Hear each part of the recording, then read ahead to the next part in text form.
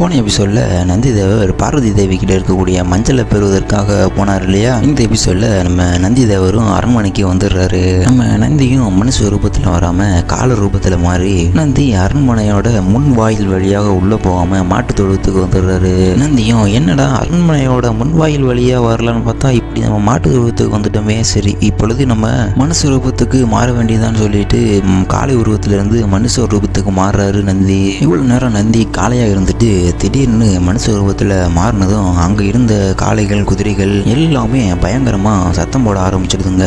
நந்தியும் சத்தம் போடாதீர்கள், சத்தம் போடாதீர்கள், நான் உங்களை ஒன்றும் செய்ய மாட்டேன், சத்தம் போடாதீர்கள், அமைதியாக இருங்கள்னு நம்ம நந்தி குதிரைங்க கிட்டேயும் காளைங்க கிட்டேயும் எவ்வளவோ சொல்லியும் குதிரை காளை எல்லாம் கத்த ஆரம்பிச்சிடுது. அரண்மனையோட முன் வாசல்ல பாதுகாப்பு இருந்த காவலர்கள் எல்லாம் என்ன அங்க ஒரே சத்தமா இருக்குன்னு சொல்லிட்டு எல்லா காவலர்களும் அங்கிருந்து மாட்டு தொழுவத்தை வந்து பாக்குறாங்க.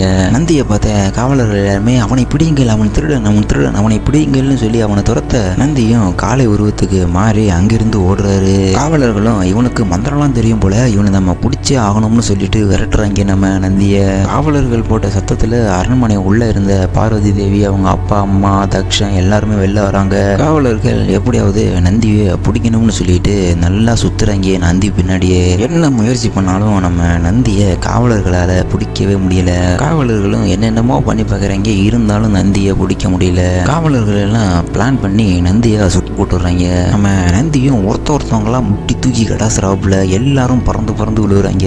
இதையெல்லாம் பார்த்துக்கிட்டு இருந்த பார்வதி தேவி சிரிக்க ஆரம்பிச்சிடுறாங்க அந்த நந்தி பண்ற செயலை பார்த்து. காவலர்கள் என்ன முயற்சி பண்ணாலும் நந்தி அவங்கள்ட்ட பிடிப்படவே இல்லையே. நந்தியும் காவலர்கள் கிட்ட இருந்து எப்படியாவது தப்பிக்கணும்ன்ற எண்ணத்துல தப்பிச்சு அங்கேயும் இங்கேயும் ஓடி பார்க்குறாரு, இருந்தாலும் காவலர்கள் சுத்து போடுறாங்க நந்திய. களைப்பா இருக்குதுன்னுட்டு நம்ம நந்தியும் ஒரு மரத்தடியில் போய் நிற்க காவலாளி ஒருத்தன் என்ன பண்ணுறான்னு பார்த்தா அந்த மரத்து மேலே ஏறி அந்த மரத்துல இருந்து நந்தி மேலே குதிச்சிடலாம் அப்படின்னு பிளான் பண்ணி மரத்து மேலே ஏறுறான். நம்ம காவலாளி போட்ட திட்டமெல்லாம் கரெக்டு தான், ஆனால் என்ன பண்ண கீழே இருக்கிறது நந்தி. அவன் குதிக்கிற நேரம்ல பார்த்து நம்ம நந்தி நவுந்து போயிடுறாப்புல அவன் கீழே விழுந்து போகிறான். இதை பார்த்தும் பார்வதி தேவி இன்னும் சிரிக்க ஆரம்பிக்கிறாங்க.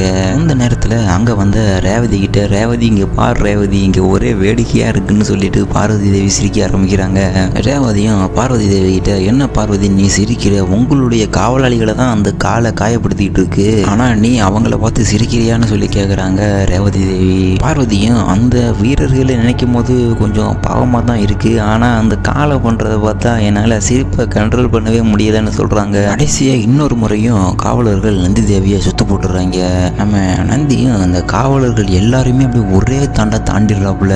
அப்படி தாண்டும் போது என்ன ஆச்சுன்னு பார்த்தா நம்ம நந்தி தேவருக்கு ஒரு தடவை நம்ம சிவன் நந்தி கழுத்துல ஒரு மணியை போட்டுட்டு இருப்பாரு இல்லையா, அந்த மணியும் பிளஸ் தேவி கொடுத்து அனுப்புனாங்க இல்லையா அரிசி கொழுக்கட்டை கொஞ்சமா எடுத்து வச்சிருந்தாரு, அந்த கொழுக்கட்டை ரெண்டுமே கீழே விழுந்துடுது. அதை கீழே விழுந்ததை பார்த்து நம்ம பார்வதி தேவி ரேவதி கிட்ட வந்துடுறேன்னு சொல்லிட்டு அதை போய் எடுத்து பார்க்குறாங்க. பார்வதி தேவி அந்த மணியை எடுத்து பார்க்கும்போது அதுல மஞ்சள் கலர் துணி பையில நந்தி அந்த கொழுக்கட்டையை வச்சிருந்திருப்பாரு போல, அதையும் நம்ம பார்வதி தேவி பார்த்துடுறாங்க.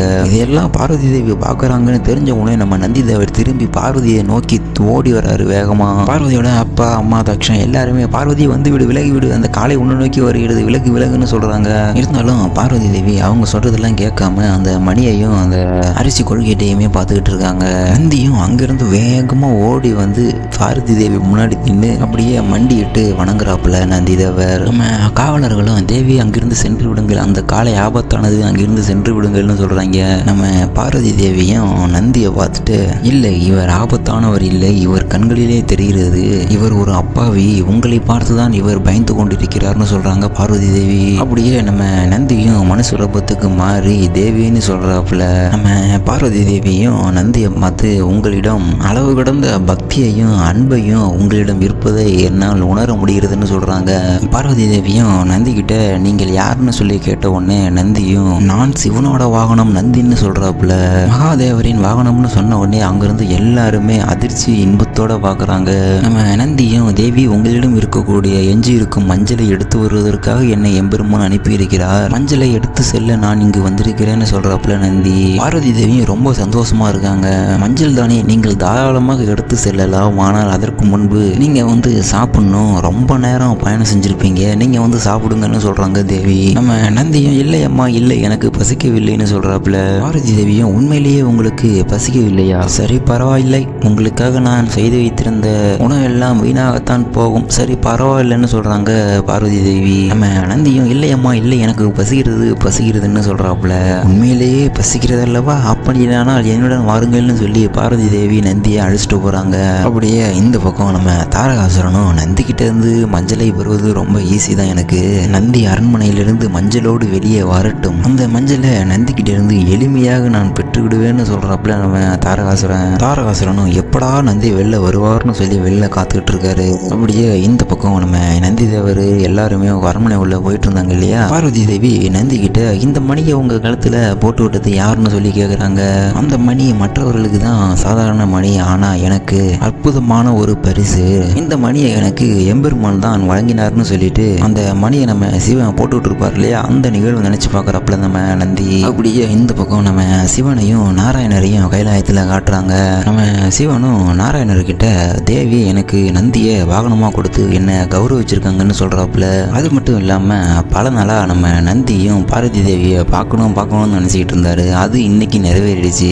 இதை பார்க்கும்போதே எனக்கு ரொம்ப சந்தோஷமா இருக்குன்னு சொல்றாப்புல நம்ம சிவன். நாராயணரும் சிவன்கிட்ட உங்களோட திருமண ஊர்வலத்தை காணுவதற்காக நான் ஆர்வமா இருக்கேன், ஆனா என்னை விட நந்தி தான் ரொம்ப உற்சாகமா இருக்காருன்னு சொல்றாப்புல நம்ம நாராயணர். அது மட்டும் இல்ல பார்வதி தேவியும் உங்களையும் சேர்த்து வைக்கிறதுல நந்தி தான் முக்கிய பங்கு வகிப்பார்னு சொல்றாப்புல நம்ம நாராயணர் பேசிக்கிட்டு இருக்கும் பொழுது நம்ம சிவன் ஆழ்ந்த சிந்தனையில் இருக்கிறத பார்த்துட்டு நம்ம நாராயணரும் என்ன எம்பெருமானே ஆழ்ந்த சிந்தனையில் இருப்பது போல் தெரிகிறதே, ஏதோ திட்டம் தீட்டுவது போல் உணர்கிறேன்னு சொல்றாப்புல நம்ம நாராயணர். ஆம் நாராயணா, நான் ஒரு திட்டம் வைத்துள்ளேன். இந்த திட்டத்தை பார்த்தால் பார்வதியும் நந்தியும் நிச்சயமாக ஆனந்தம் கொள்வார்கள் என்று நம்புகிறேன்னு சொல்றாப்புல நம்ம சிவன். நம்ம நாராயணரும் அது என்ன திட்டம் இறைவான்னு சொல்லி கேட்க நம்ம சிவனும் நாராயணா, நந்தியை நீங்கள் தான் எனது ஊர்வலத்திற்காக அலங்கரிக்க வேண்டும்னு சொல்றாரு சிவன். நம்ம நாராயணரும் நிச்சயமாக மகாதேவா, நிச்சயமாக, இதனால் நான் பெருமைப்படுகிறேன்னு சொல்றாப்புல நம்ம நாராயணர். அப்படியே இந்த பக்கம் நம்ம பார்வதி தேவி நந்தியை சாப்பிட்றதுக்காக அழைச்சிட்டு போனாங்க இல்லையா. நம்ம பார்வதி தேவியே நந்திக்கு உணவு பரிமாறுறாங்க. அதை பார்த்து நம்ம நந்தி தேவர் ரொம்ப மகிழ்ச்சியா இருக்காப்புல.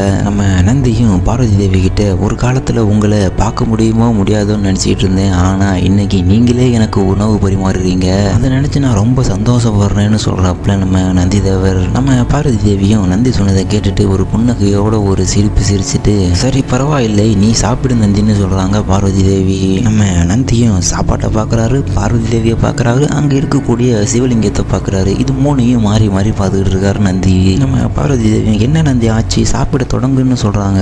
இருந்தாலும் நந்திக்கு என்ன ஆச்சுன்னு தெரியல, அங்கே சாப்பிடாமலே உட்காந்துருக்காரு. பார்வதி தேவியும் என்ன நந்தி இந்த சாப்பாடுகள் உனக்கு பிடிக்கவில்லையா, நான் வேறு சாப்பாடு ஏதாவது கொண்டு வருவான்னு சொல்லி கேட்குறாங்கன்னு பார்வதி தேவி. நந்தியும் இல்லை மாதா இல்லை, அப்படி ஒன்றும் இல்லை, எனக்கு இந்த சாப்பாடே போதுமானதுன்னு சொல்றாப்புல நந்தி. பிறகு என்ன நந்தி உனக்கு தயக்கம், உணவை சீக்கிரமா சாப்பிடுன்னு சொல்றாங்க பார்வதி தேவி. நம்ம நந்தியும் திரும்ப திரும்ப சிவலிங்கத்தையும் அந்த சாப்பாட்டையும் பார்த்துக்கிட்டே இருக்காரு. இதை கவனிச்ச பார்வதி தேவியோட அம்மா கிட்ட அம்மா இன்னும் ஒரு தட்டுல சாப்பாடு கொண்டு வாங்கன்னு சொல்றாங்க. இன்னொரு தட்டு சாப்பாடு யாருக்குன்னு பார்த்தா நம்ம சிவனுக்கு தாங்க. நம்ம பார்வதி தேவியும் இன்னொரு தட்டு சாப்பாடு அங்க இருந்த சிவலிங்கத்துக்கு முன்னாடி வச்சு இந்த உணவை தயவு செய்து ஏற்றுக்கொள்ளுங்கள், அப்படியானால் தான் நந்தி உணவை உண்பார்னு சொல்லி பார்வதி தேவி சிவன் கிட்ட வேண்டிக்கிறாங்க. அப்படியே இந்த பக்கம் நம்ம சிவனும் அருள் தர அரண்மனையில சிவலிங்கத்துக்கு மேல இருந்த ஒரு வில்வேலை மட்டும் அந்த சாப்பாட்டு அதாவது உணவு தட்டுல விழுகுது. அதை பார்த்து நம்ம பார்வதி தேவியும் நந்தி எம்பெருமானே அனுமதி அளித்து விட்டார், நீ உணவை உண்ண ஆரம்பின்னு சொல்றாங்க. நம்ம நந்தியும் சரின்னு சொல்லிட்டு பார்வதி தேவி கொடுத்த உணவெல்லாம் சும்மா வெளுத்து கட்டுறாரு. நம்ம நந்தியும் எல்லாத்தையும் சாப்பிட்டு முடிச்சுட்டு கடைசியில ஒரு பெரும் ஏப்பம் விடுறாரு.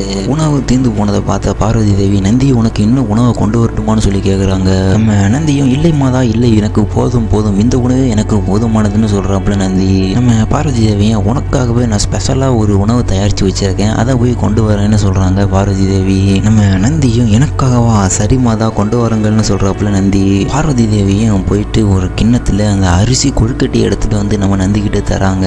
பார்வதி தேவியும் நான் கைலாயத்திற்கு அனுப்பிய கொழுக்கட்டையை நீ உண்ணவில்லை அல்லவா, அதனால்தான் நானே உனக்கு இந்த கொழுக்கட்டையை சமைத்து எடுத்து வந்தேன்னு சொல்றாங்க பார்வதி தேவி. நந்தியும் ஆச்சரியத்தோட இந்த விஷயம் உங்களுக்கு எப்படி அம்மா தெரியும்னு சொல்லி கேக்குறாப்புல. பார்வதி தேவியும் இந்த மஞ்சள் பை உன்னுடையதான்னு சொல்லி கேக்குறாங்க. நந்தியும் ஆமாம் அம்மான்னு சொல்ல பார்வதி தேவி இந்த பையில நான் அனுப்பிய கொழுக்கட்டை கொஞ்சமா இருந்தது, அதை பார்த்தேன். நீ கைலாயத்தை கொழுக்கட்டைய சாப்பிட்டு இருந்தா இந்த கொழுக்கட்டையை எடுத்து வைக்க வேண்டிய அவசியம் இல்லை. நீ சாப்பிடாததுனால தான் இதை நீ எடுத்து வச்சிருக்க, அதனால தான் நானே உனக்கு இந்த கொழுக்கட்டையை செஞ்சு எடுத்துட்டு வந்தேன்னு சொல்றாங்க பார்வதி தேவி.